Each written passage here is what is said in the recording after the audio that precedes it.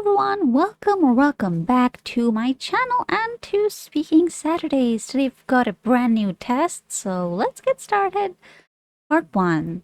Do you often use maps? Yeah, I use maps all the time. I think I would be completely lost without the maps on my phone. In fact, ever since I've had a smartphone, I've always used maps. But even otherwise, before smartphones, we used to have paper maps. But those, they tend to be, you cannot compare a paper map to Google Maps or, Apple Maps or any of these because I get to see like, okay, if I, travel to a new area, where can I find a restaurant? Where can I find an ATM? These kinds of things you won't really find on a normal paper map. I think paper maps really are useful, but when you're like, going on a long drive somewhere or something, they're there for things that don't change. But businesses, for example, right? When I pull up Google Maps, I can see, okay, does this place still exist? Has it shut down? Is it open? Is it closed? What are the reviews like? All this stuff. So yeah, they're super useful. And like even when I'm going to a place I know fairly well, I will still check maps on my phone and I'll just see, okay, is it like open today? Just to be absolutely sure. Do you use paper maps? Not at all. I cannot remember the last time in my entire life when I used a paper map. I remember that when I was a child, so maybe 5 years, 6 years old, we had this local map, but of the entire country. And it was not a big map, it just showed you like the major highways and train lines and stuff like that. So it was not like used for anything because we didn't have a car or something. We didn't do like road trips. So we just had it. It was just a thing, but nobody used it. And I just feel like paper maps, they can be useful if, you have a very hyper local paper map, of like, let's say you're going on a road trip from one state to another state. There it can be super helpful, especially because you don't always have cell service, right? You don't always have GPS, you don't always have cell service. So they can be useful, but personally, I've never in my entire life had to use them. And yeah, obviously, I consider myself lucky that, we live in the age of cell phones because, God, I would be so clueless if I had to use a paper map. How often do you use maps on your phone? I would say not like every day, because again, I don't go out every day, but yeah, with some regularity. Even when I need to go, for example, every month I need to go to the dentist, and so I know where it is, of course. But what the map does is, when I pull up Google Maps on my phone, it also shows me like, what time is the metro arriving, right? So I can plan like, okay, if I leave home at like 10 a.m., I can get the 10:17 metro, or I can get the 10:21 metro, for example. So that helps me plan a lot. Also, it shows you how crowded a train is and stuff like that. Or if, for example, a road is closed or something, that is also super helpful. And even otherwise in general, like if I go to a slightly new area and I want to see, is there an ATM nearby, or is there some kind of, store nearby where I can find, for example, is there a medical store nearby? I can just put that into Google Maps, right? Like a few days ago, I was looking for colleges in my area, and I just went to Google Maps and I'm like, okay, colleges in my area. And it showed me all the colleges, all their addresses and stuff. So it's super easy. I really, really find it very useful. Do you have maps at home? As far as I know, we don't have a single map at home because, like, what are we even going to do with the map? Yeah, in some sense, it can be, I guess, it can be an interesting decoration. I know some people who do that. But I personally, it's not part of our style. So, otherwise, like I said, it's not like, I don't know a single person. I'll be honest with you. I don't know a single person that has a paper map of any kind at home for like, even for nostalgia purposes. I don't know anyone who does that. And why would you? Everything you need is on your phone or on your laptop or on your tablet if you have one. So I just don't really see the utility. It would just be a waste of space. And of course, you might argue, well, maps are very thin, they hardly take up any space. But, you know, why? Why would anyone in 2023, why would anyone ever have a map at home? It makes no sense to me. Right, let's go on to part 2. Okay, describe a person you know who is from a different culture. You should say who he or she is, where he or she is from, how did you meet him or her, and explain how you feel about this person. Now, some of you might feel confused. Okay, well, I don't know a foreigner, but it doesn't have to be a foreigner. A different culture can even be someone from, especially if you're in a country like India, it can even be somebody from a different part of the country, or even the US, for example, or even England for that. Any country, I would say, is going to have, different areas where people are different. They might even speak a different dialect or even a language. So don't worry, a different culture can even be a couple cities away from me. If there is a difference in culture, of course, not otherwise if there isn't, if they're the same. It can, of course, also be people from another country. So, as long as the culture is different, as long as they're not of the same, they don't speak the same language, they don't look the same as you, they don't, you don't have a lot in common culture wise, that's all that's required. So, don't freak out, don't worry. Like I always say, think less, speak more. Right. So, a couple years ago, I actually don't remember. Was that a couple years ago or was that in, no, I think it was a year and a half ago in May. Oof, no, I think it was like 2 years ago. Yes. So actually in May 2021, so our local university offers a lot of language courses and I'm like a huge language fanatic, I'd say. So I wanted to enroll in Italian. And at the time, though, I was really juggling. I was juggling German and Russian, so I was not really sure because the workload would be too much for me. But I got the contact details of the Italian professor from a German classmate of mine, and I did like, inquire, but I didn't register that year because I had too much on my plate. But the next year I did because I was also, because see, most of the courses that we have in university, they're taught by local teachers. But the Italian department, they have an actual Italian teacher. And that was part of the pull, I'll be very honest with you, because it's like, it's different. It's very cool. So I signed up. I had like no knowledge of the language whatsoever. I just signed up and I actually think that was a great decision because our professor is really cool. I mean, he's just really fun. He's a fun teacher. And you get to really learn firsthand about a lot of cultural aspects that you otherwise would not. I mean, our teachers and other courses are fantastic, but there's always aspects of culture that unless you've been steeped in them, you don't really get to pass them on so well, right? And so he's a really, really funny guy. And also, even otherwise, just teaches us about the culture, not just the language, right? You really get to straight up ask him questions about things that, you might be curious about and stuff like that. And we really get to kind of within that, so we have these 2 hour lessons every Saturday and Sunday, or we have them like thrice a week. We have like 2 hour lessons, depends on the course or program you're doing. So within that time, you truly feel like, okay, now I'm kind of transported. It's funny, he lives in the same city actually. I mean, he goes back and forth, but he lives here. And so within that time, you really feel like, okay, I'm kind of transported mentally to Italy, and it's a lot of fun. And the great thing is with a teacher like that as well, you get to like your pronunciation, for example, right? You really get to have a perfect model of what kind of sound do I really need to be aiming for. But let's put teaching aside. I think he's a really cool person.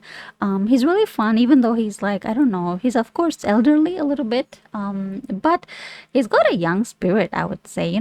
All of us students were like, some of us are 25, some of us are like in our 30s. But he for some reason he's able to gel well. And again, we're all, it's a different culture, right? He's Italian, we're all Indian. Some of us are even like from other places, but he's able to build a connection with pretty much anyone.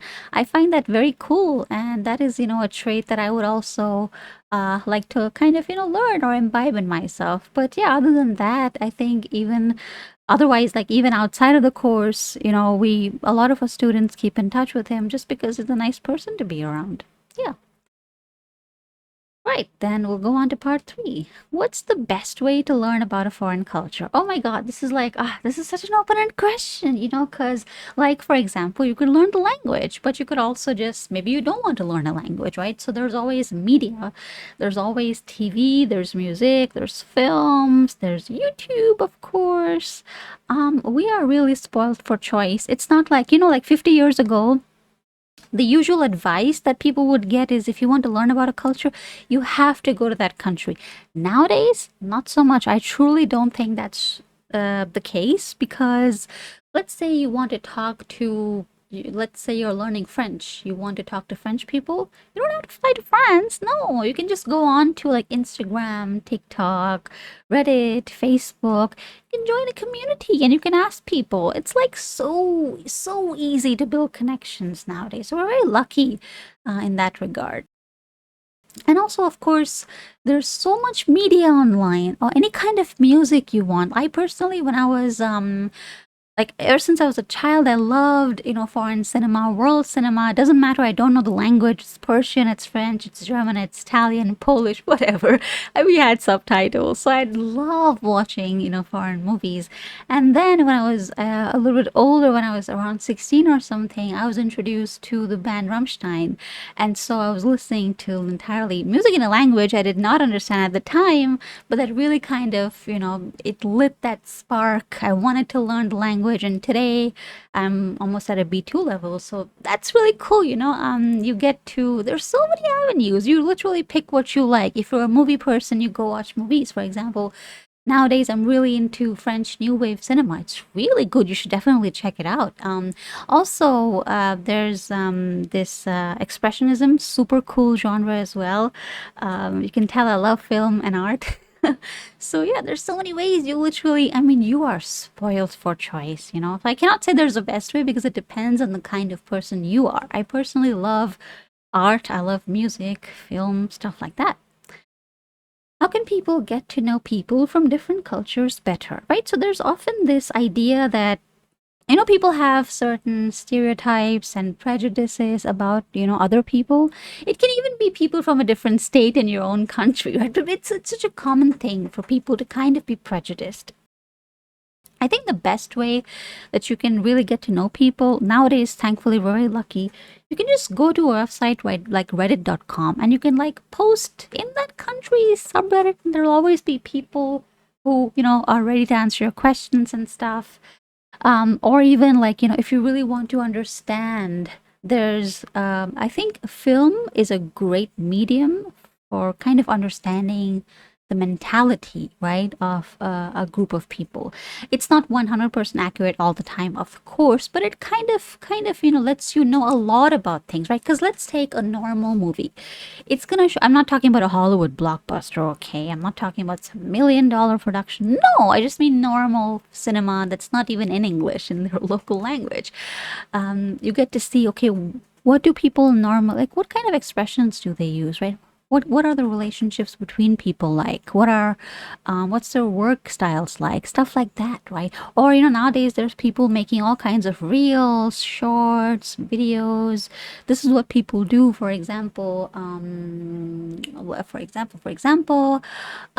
let's take for example. There's channels like Easy German. They show you what They ask people stuff like, hey, what do you do after you leave work? What do you do at home? Or what do you do for fun? Or what kind of movies do you like? What kind of food do you eat? Or, you might have other channels that show you what daily life is like. Like, oh, here's, you go to a supermarket and no one's going to bag your groceries for you. You have to do it yourself and you have to do it quickly. Like little things like that. You get to learn a lot more. You get to understand that. And I find that the more you dive deep into a culture, the more we realize that we're actually alike in more ways than one. I think this lack of knowledge is very dangerous, and we end up, stereotyping people, which of course is very, very dangerous. And we're willing to fight this lack of knowledge. What can be done to make people more interested in other cultures? I don't know. I mean, some people are just not interested, right? We have to respect that. We have to be like, okay, let's back off and not, force appreciation of culture. Some people just don't like it. Some people like comfort. Some people like familiarity. Some people like me, they want to know everything about everything that's foreign. So either you have the interest or you don't. But I think like, young people, for example, children, if you hear like tappity tap sounds, that's my rabbit. Anyway, so yeah, I like yeah, with children, teenagers, for example, they are quite easily moldable. You can show them. I can speak from my experience. Like when I was young, I used to watch a lot of world cinema. I remember when I was like 2 years old or something, I was just like going to nap or something, and my mom had this show, The Bold and the Beautiful, running on TV. And, so like English was all around me ever since I was a baby. It's really weird because now people are like, well, how do you, how are you like this? And I'm like, well, I kind of grew up in that environment. I'd have J Lo and Britney Spears playing on the stereo set that we had. We'd have, English movies and TV. It was all around me. So I naturally became very interested. So you expose the child to culture, and well, if they like it, they like it. If they don't like it, they don't like it. So I think that's pretty much what you. Sorry, I just need to cough. Right, I'm back. So yeah, you expose them to culture. It could even be an adult, honestly. Of course, that works for pretty much anyone. But you expose them to culture, see do they like it, do they not like it. Then it's their choice, right? But like I said, some people they don't like too much of an otherness, right? They don't like different things, and that's okay. We should respect that. Do you think cultural differences will disappear in the future? Well, when you think about it, like we have lots of immigration into other countries from other countries, and so the world is kind of becoming a little bit homogeneous, you might say. Of course, there are some parts of the world, like Japan, for example, where they're really heterogeneous. Even today, that's like really surprising. But anyway, you might think that because of all this immigration, that the entire world is just going to be, very similar, that you can go to some remote village in Chile and still find Italian food, for example. And that might be true, that might be true. But I think people are starting to kind of push back against this tide. I'm not commenting on whether it's good or bad. I'm just saying that people are starting to really kind of double down on their identity. Like, I am, this type of person, or I am this, or I am Spanish, or I am, Mexican, or I am this or that, whatever. And they're doubling down on preserving, right, their cultural heritage, which is, of course, right. That should be done. We don't want to lose anyone's cultural heritage. But these cultural differences, I think, will in fact become a bit stronger because right now there's a lot of people around the world that are feeling threatened. They're feeling like my way of life, my culture, my traditions, my language, my just general, identity is kind of under threat because of all this, modernization, globalization, all the immigration stuff like that. People feel that way. I'm not commenting on whether it's right or wrong. And so what that does is that leads to a greater like force that we are, this type of people, we do things this way, this is how we live life, these are our values, these are our cultures, these are our traditions, we're going to keep following them, we're going to double down on them. So I in fact think that yes, on the one hand you're going to have more and more, immigration, even displacement of people because of wars and stuff like that. But people are also going to really work hard to maintain the cultural differences that we have. So, no, I don't think, at least not in the near future, I don't think these differences can just disappear because that, all these differences are part of what makes the planet such a beautiful place. So, yep, that was all for today. Don't forget to check in next week or even tomorrow. I mean, there's tons of videos coming up. And if you got any feedback, feel free to leave a comment down below. Meanwhile, I'll see you tomorrow or the next week. Whenever you want to come back, I'll be there for you. See you later. Bye.